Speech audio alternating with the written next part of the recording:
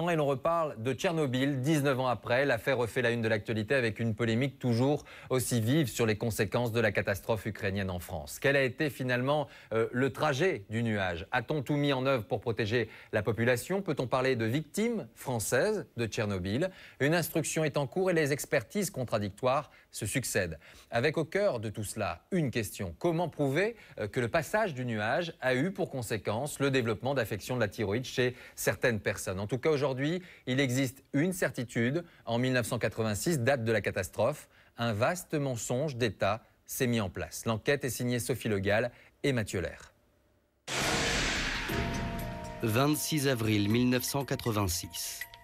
Le réacteur numéro 4 de la centrale de Tchernobyl explose. C'est la plus grande catastrophe nucléaire de tous les temps.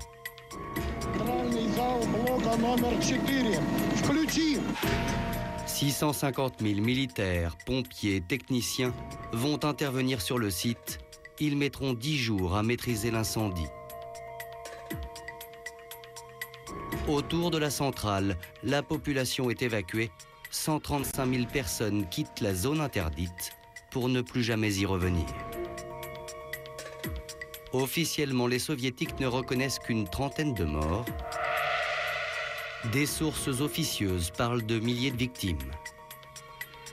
Cancer, malformations vont être détectés chez les nouveau-nés ukrainiens. Dans les heures qui suivent l'explosion, un nuage radioactif s'échappe de la centrale en feu et se dirige vers l'ouest. À 2500 km de là, et contrairement à ce qui a toujours été affirmé, le nuage de Tchernobyl traverse la France. Nous allons vous raconter l'histoire d'un mensonge d'État ou comment les autorités de l'époque ont caché la vérité aux Français. Jamais on n'aurait pu prendre conscience, vu la distance, que ce fameux nuage aurait pu venir chez nous.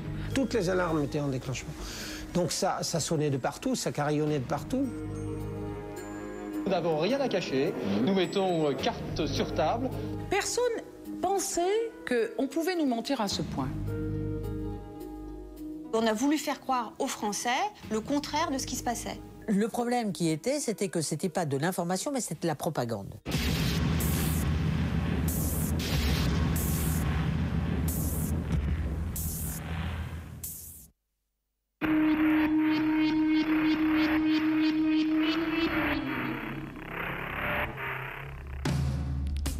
L'arrivée du nuage radioactif sur la France est une véritable catastrophe pour le nouveau gouvernement de cohabitation. Jacques Chirac est Premier ministre depuis seulement 5 semaines. Pour lui et ses ministres, cet événement tombe particulièrement mal. C'est la première grave épreuve de cette cohabitation et comment la gérer pour durer. Car l'essentiel de cette majorité, c'est de durer. Donc par conséquent, la politique mise en place, une politique de silence. Une politique de silence, car le gouvernement de l'époque veut à tout prix éviter que les Français perdent confiance dans le nucléaire.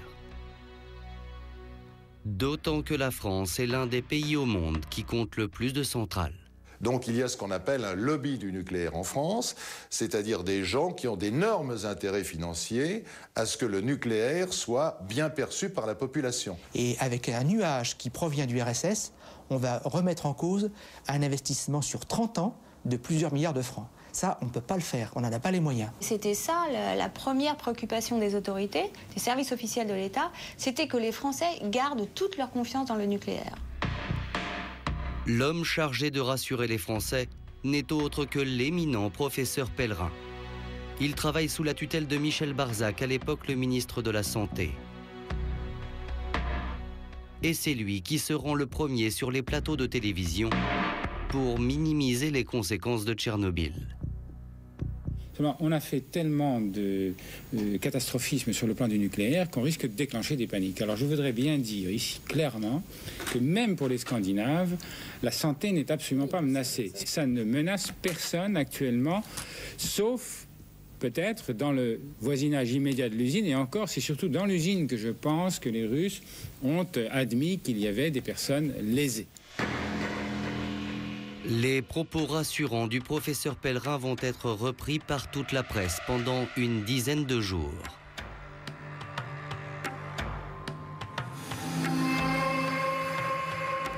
Cette version officielle, elle était relayée par tous les médias puisque c'était la seule source d'information.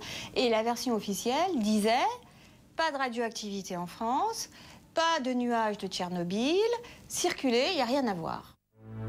Même le soir à la météo, la présentatrice se veut apaisante et va expliquer pourquoi le nuage radioactif ne passera pas au-dessus de la France. En France, l'anticyclone des Açores s'est développé. La météo affirme qu'il restera jusqu'à vendredi prochain suffisamment puissant pour offrir une véritable barrière de protection. Il bloque en effet toutes les perturbations venant de l'Est. Pour que l'information soit la plus claire possible, Brigitte Simonetta va même placer un stop sur la carte de la France, comme si les particules radioactives s'étaient arrêtées à la frontière. Maintenant, je me demande si j'ai pas fait preuve d'incompétence à l'époque. Vu ce que l'on sait maintenant, je pense que j'ai conclu assez rapidement que j'étais sûrement un peu légère. Alors, j'ai des remords aujourd'hui, 16 ans plus tard. Sur l'instant, j'avais vraiment l'impression d'avoir été honnête et d'avoir bien fait mon travail. À l'époque, tout est donc fait pour rassurer les Français. En réalité, aujourd'hui, il ne fait aucun doute qu'un nuage radioactif provenant de Tchernobyl a bien traversé la France. Preuve en est ce qui s'est passé dans plusieurs sites nucléaires français le 1er mai 1986, soit 5 jours après la catastrophe. Les détecteurs de radioactivité de plusieurs centrales se mettent à sonner. À Cruas, par exemple, dans le sud de la France, c'est la panique. J'ai donc été appelé vers 22 h par la centrale sur un déclenchement de balises qui mesure la radioactivité ambiante. La radioactivité ambiante que ce technicien découvre est 5 fois plus importante que d'habitude. À Saclay, en région parisienne, les membres du commissariat à l'énergie atomique sont eux aussi inquiets. Toutes les alarmes étaient en déclenchement. Donc ça sonnait de partout, ça carillonnait de partout. Et les gens ne voyaient pas très bien d'où ça pouvait venir. À la centrale de Fessenheim, dans l'est de la France, les techniciens vont même croire que cette hausse de la radioactivité est due à une fissure d'un réacteur. Les gens ont quand même eu peur en voyant quelque chose, en se disant on est dans une centrale nucléaire, on a un pépin. Alors le pépin, on est formé pour y faire face, mais quand même, quand vous êtes là avec un chiffre qui n'est pas beau à voir, on se dit qu'est-ce qu'on fait? Au bout de quelques heures, les agents réalisent que la contamination vient de l'extérieur et non pas de la centrale. On a compris qu'il y avait eu un problème sur Tchernobyl et que donc il y avait eu une émission de poussière gazeuse, de rejets radioactifs dans l'atmosphère. C'était un peu un soulagement de savoir que bon, ça venait pas de chez nous, quoi. Immédiatement, les ingénieurs des centrales alertent les services du professeur Pellerin. Toutes leurs mesures de radioactivité sont transmises heure par heure à son laboratoire, mais voilà, ces informations resteront confidentielles. On était comme surpris. On avait les chiffres, toutes les centrales. On avait les chiffres et on ne les voyait pas communiquer dans la presse. Pellerin nous disait non, vous n'avez pas besoin de chiffres parce que sinon vous allez paniquer la population. Et de toute façon, vous êtes incapable de les analyser, donc ça ne sert à rien. Ce que les techniciens des centrales françaises ont vu ne sera jamais rendu public. Mais d'autres personnes vont se manifester. Il s'agit des pompiers d'Ajaccio et leur témoignage va être remis en cause par les autorités de l'État. On a vu dans la cour de la caserne, si vous voulez, arriver un nuage très dense, assez bas. C'était quand même un nuage très très épais, compact, pratiquement à couper au couteau, hein, mais même légèrement électrique, je dirais. Quelqu'un du groupe là, a eu ce réflexe de dire oh, fermez les fenêtres, on ne va pas s'intoxiquer. C'était la première fois que vous voyiez ça? De ma vie. De ma vie, oui, bon, puis à cette époque de l'année, c'est quand même pas courant, je dirais. Hein. Un brouillard tellement étrange que le journal Nice Matin va en parler dans son édition du surlendemain, mais sans faire le lien avec Tchernobyl.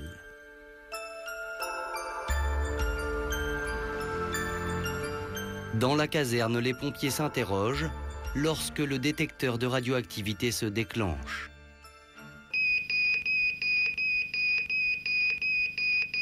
On avait des dispositifs de test et de contrôle permanents, donc on connaissait l'alarme, le son de la sonnerie, Mais de le voir comme ça, en réel... Nous nous sommes procuré la main courante de la caserne où toutes les informations sont consignées. Le 2 mai 1986, l'alarme se met effectivement à sonner. Quelques jours plus tard, elle se remet en marche. À chaque fois, la préfecture en est informée. Mais voilà, elle ne fait rien. Les explications qu'on a eues à ce moment-là, c'était de nous dire que l'appareil était défectueux et qu'il n'y avait aucune cause à effet avec la catastrophe de Tchernobyl. Aujourd'hui, ce lieutenant estime avoir été berné par les autorités. Mais avec le recul, moi je me dis, oui, on a voulu cacher et on n'a pas voulu donner de crédibilité à notre signal. Au final, des dizaines de personnes alertent les services de l'État qu'un nuage radioactif traverse la France. Au plus haut niveau, personne ne fait rien. Pire encore, un communiqué totalement mensonger est publié par le ministre de l'Agriculture de l'époque, François Guillaume. Le territoire français a été totalement épargné. Un mensonge qui va voler en éclats quelques jours plus tard.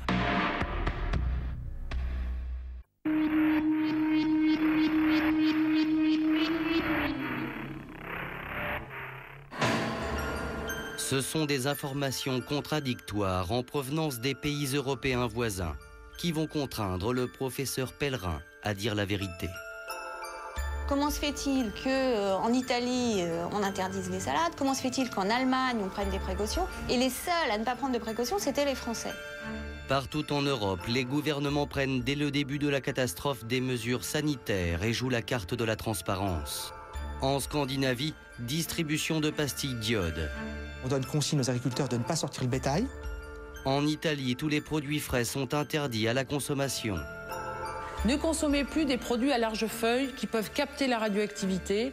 En Allemagne, les mesures prises par le gouvernement font l'ouverture des journaux télévisés. Voici les interdictions prises après la catastrophe. Il est recommandé de ne pas consommer de légumes frais et les crèches seront fermées jusqu'à nouvel ordre. On annule les matchs de football de plein air, on vide les piscines, on vide les bacs à sable. En France, discours radicalement opposé. Rien n'est fait pour protéger la population. La boîte vocale de la météo continue même de diffuser des messages rassurants. Ni la situation actuelle, ni son évolution ultérieure ne justifie dans notre pays quelque contre-mesure sanitaire que ce soit. De telles différences entre la France et ses voisins européens intriguent la journaliste Corinne Lallot. Au début du mois de mai 1986, elle décide donc de se rendre à la frontière franco-allemande. Voilà, côté allemand, on nous donnait tout ce qu'on voulait. On avait accès aux chiffres, on avait accès aux mesures, on avait accès aux autorités. Ils avaient une politique très claire d'information. Et puis, côté français, c'était le contraire. On allait à la préfecture. On avait droit à un sous-préfet qui maniait la langue de bois et le silence radio d'une manière assez hallucinante et qui ne nous donnait aucune information. De ce côté-ci, c'est la France et la salade est jugée parfaitement saine.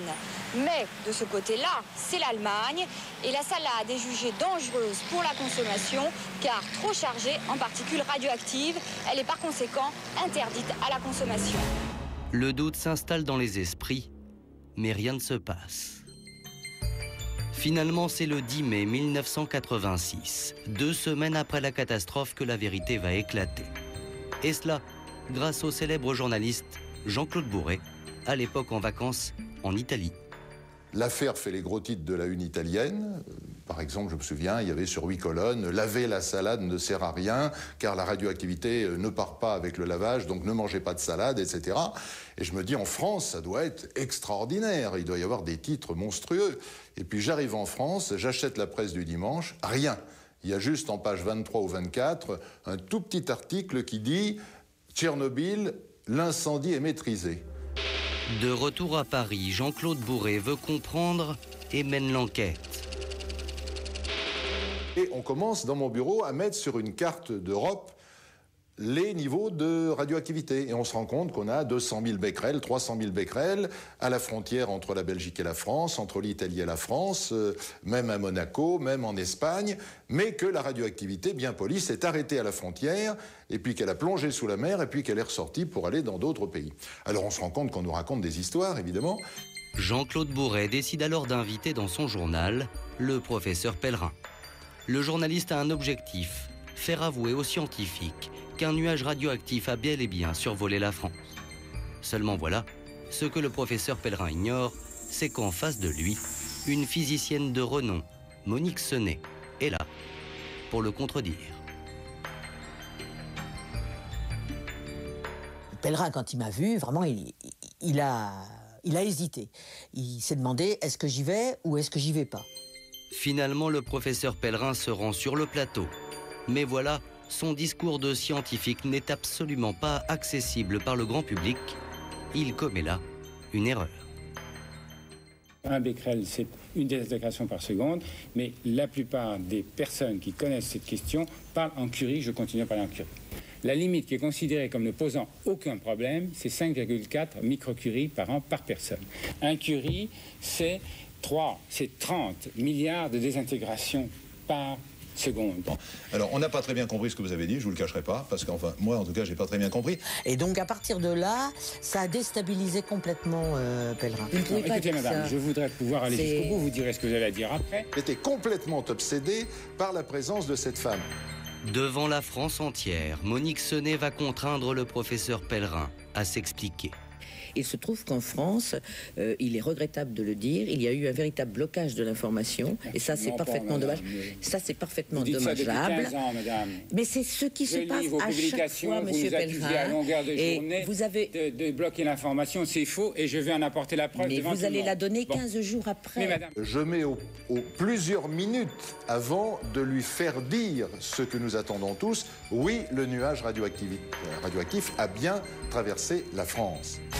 Pour la première fois depuis 2 semaines, le professeur Pellerin se décide enfin, en direct, à dire la vérité aux Français. Sur le pays est passé un nuage radioactif. Maintenant que les journalistes se rendent compte qu'on les a pris un peu pour des billes, ils réagissent assez vigoureusement, c'est le moins qu'on puisse dire. Immédiatement, la presse reprend l'information et accuse les autorités d'avoir menti. Après les aveux du professeur Pellerin, le gouvernement est obligé de réagir. Les ministres vont devoir faire leur mea culpa.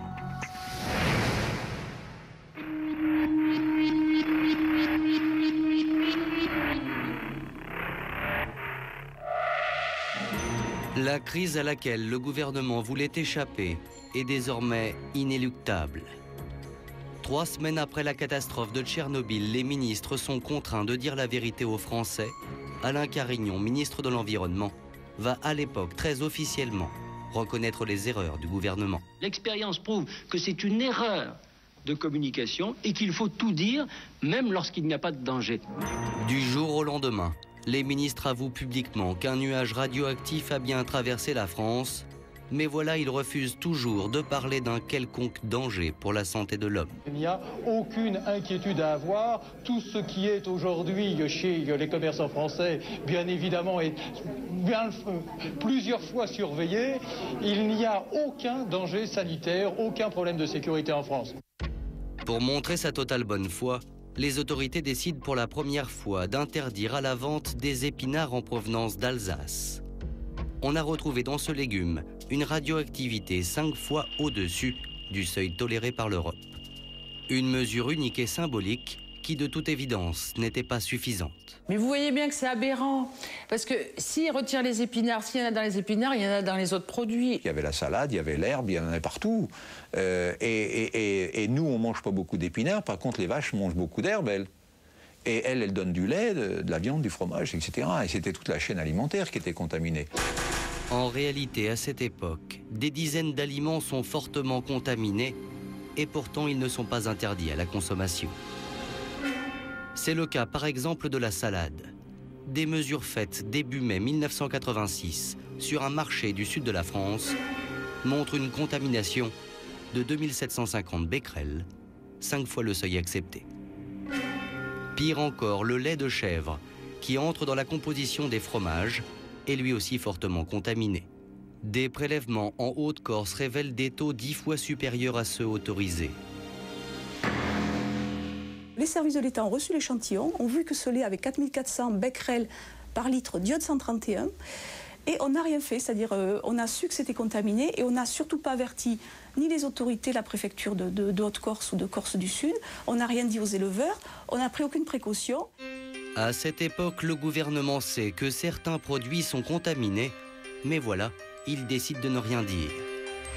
Dans une note émanant du ministère de l'Intérieur et que nous avons pu consulter, il est indiqué « Nous avons des chiffres qui ne peuvent pas être diffusés ».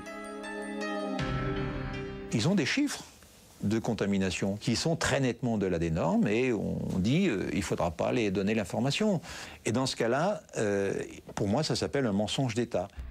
Si le gouvernement garde ces informations aussi secrètes, c'est en partie pour ne pas mécontenter les agriculteurs qui représentent à l'époque un très puissant lobby. On est en 1986.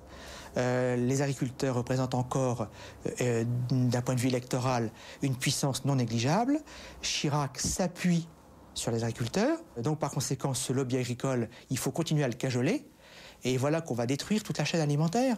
Que le lait de 3 semaines d'activité agricole doit être jeté, que la viande ne peut plus être utilisée, que les abattoirs sont fermés, que les récoltes ne sont plus récoltées. Je vous laisse imaginer ce que ça peut faire. Ce scénario catastrophe, les autorités veulent à tout prix l'éviter. Preuve que certains agriculteurs font tout pour empêcher que leur production contaminée soit retirée de la vente, les menaces qu'à l'époque, cette femme a reçues. Michèle Rivasi est en 1986 la directrice d'un laboratoire indépendant. Elle demande que le lait et les légumes soient interdits à la vente, et cela ne va pas plaire à tout le monde. Et quand vous disiez on a subi des pressions? Eh ben, c'était soit des appels téléphoniques où on me disait on mettra le feu à votre maison, on va enlever vos enfants, etc. Et c'est vrai que moi j'ai pris des mesures, je protégeais mes enfants. Ils allaient souvent chez mes parents. On faisait assez attention, d'une part à nos voitures et puis d'autre part aussi à notre maison qu'on faisait un peu surveiller parce que, vous savez, les agriculteurs à l'époque, ils n'étaient pas indemnisés si jamais on retirait leurs produits. Deuxièmement, ils avaient quand même l'information officielle comme quoi il n'y avait aucun problème. Comment voulez-vous que ces gens-là, vis-à-vis des gens qui donnent l'information, qui donnent la vérité, c'était eux qu'il fallait abattre. Au final, et pour des raisons économiques, on a donc laissé les Français consommer des denrées contaminées. Mais voilà, une question demeure. Quelles conséquences l'ingestion de ces aliments radioactifs a-t-elle eu sur la santé ?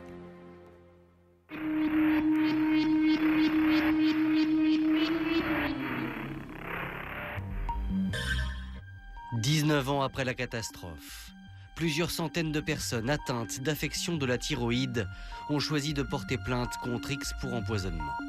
Tous sont persuadés que leur maladie est liée aux retombées du nuage de Tchernobyl. Je ne travaille plus, je ne peux plus me permettre de travailler. J'ai des bêta-bloquants pour le cœur, j'ai des enfants qui devront se faire surveiller jusqu'à la fin de leur vie. Je risque un cancer de la thyroïde, j'ai des nodules cancéreux, j'ai une maladie immunitaire qui fragilise complètement mon organisme. Je ne sais pas ce qu'est mon devenir.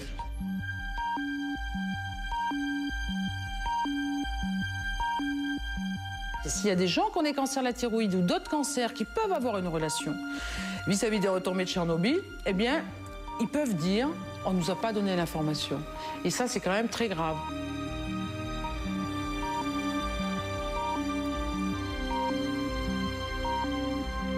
Moi, j'attends un responsable, quel qu'il soit, de l'État, d'aujourd'hui ou d'hier, et qui dise on a menti aux Français en 86. Je crois qu'on aura déjà fait un gros pas en avant dans je dirais, le bilan de Tchernobyl. Mensonges, négligence, incompétence, les juges cherchent à déterminer qui sont les responsables. Les autorités scientifiques sont montrées du doigt, l'État également. Car aujourd'hui, 19 ans après, il ne fait aucun doute qu'on a voulu minimiser les conséquences sur la santé du passage d'un nuage radioactif au-dessus de nos têtes. Voilà pour ce document. 19 ans après, donc, il reste toujours à trouver une explication au déficit de mesures de protection prises en France lors du passage du nuage par rapport à d'autres pays européens et pour les plaignants de démontrer scientifiquement un lien entre le passage du nuage et les affections de la thyroïde dont ils souffrent. C'est aujourd'hui en tout cas leur combat. Voilà pour ce numéro de Secret d'actualité.